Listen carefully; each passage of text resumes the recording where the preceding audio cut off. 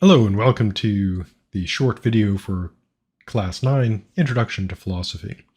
This is being recorded on Memorial Day, but this class is asynchronous, so you obviously don't have to do the class today because it's a holiday. You can do it anytime you wish, as long as your wishes fall within the limits of the semester. So the video content for the class is our good dead friend Gottfried Wilhelm Leibniz. Outside of philosophy, he was known for being a diplomat, and probably most famously for developing binary mathematics, finding, crudely put, you can reduce it all down to zeros and ones, and this will be familiar with anybody who knows anything about, computer stuff and technology, that it's all zeros and ones. So people ask, what has philosophy ever done? What have philosophers ever done for us?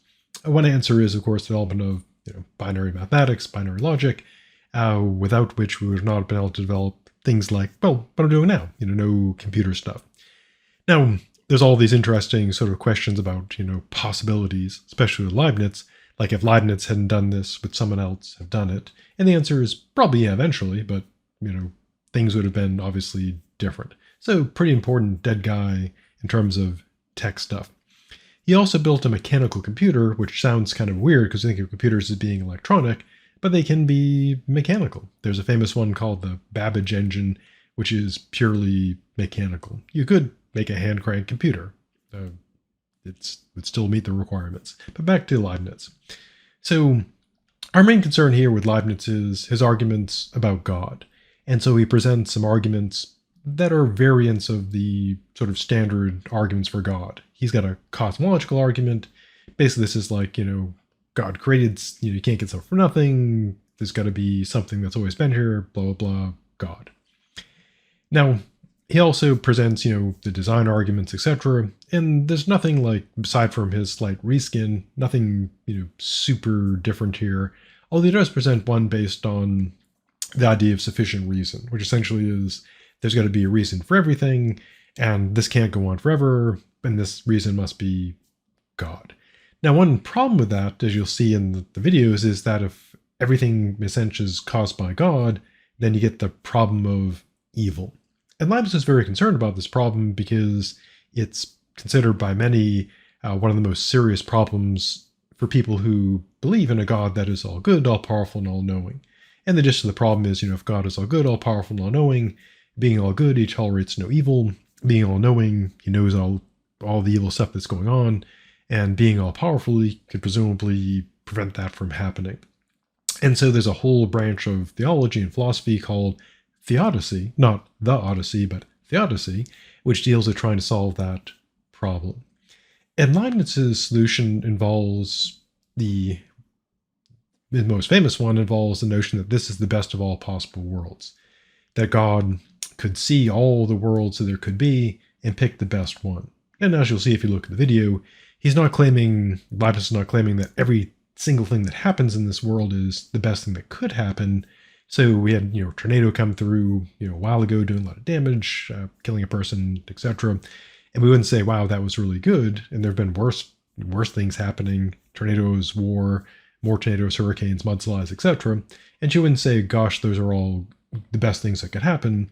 But Leibniz's view is to take everything, all the things that occur across time and space. That's the best universe in total that could be. Because reasons. So he tries to address the problem that way. This world is the best overall of all the possible worlds. Probably put the world can't be perfect, because if the world was perfect, it'd be God, and that would be leading to all kinds of problems. So he also, to finish up the short overview, he has the best of all possible world stuff, talks more about evil, talks about evil being not a positive thing. It's not that God creates evil and puts it in the world. It's that evil is what he calls a privation. It's what's missing. A usual metaphor, of course, is the Swiss cheese thing. If you just imagine you bought a kit to make Swiss cheese, it wouldn't have like a bag of holes that you shake into the cheese mix and stir them up. And you wouldn't go, gosh, I forgot put the holes in the mix. There's no holes in the Swiss cheese. These holes in Swiss cheese is just an absence.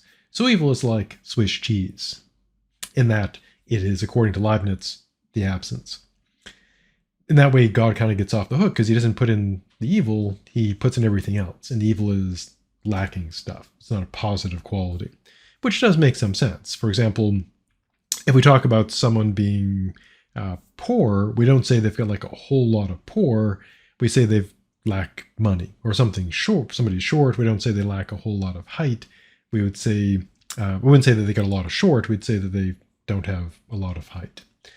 His final thing that we'll look at is the analogy of the boats, where he essentially uses an analogy comparison involving boats in a river, trying to show why God is not responsible for evil. Whose fault is it? Ours. We're responsible because God's doing the best he can, and it's all our fault in a sense that if we do bad stuff. Okay, so that's a super quick overview of the Leibniz stuff. Readings and files are just obviously not to read everything single reading for this class, but here's where if you want a direct link to the readings and the notes, they're there. And the work for this class is Quiz 8, which is about our good dead friend Leibniz. And as usual, it's 5 questions, standard time limit 5 minutes, and due May 31st. But of course, the important date is always the available until date, because that's the time and date at which it becomes not available on Canvas. So that's the stuff for the 9th class. So have a good day, stay safe, and I'll see you in the future.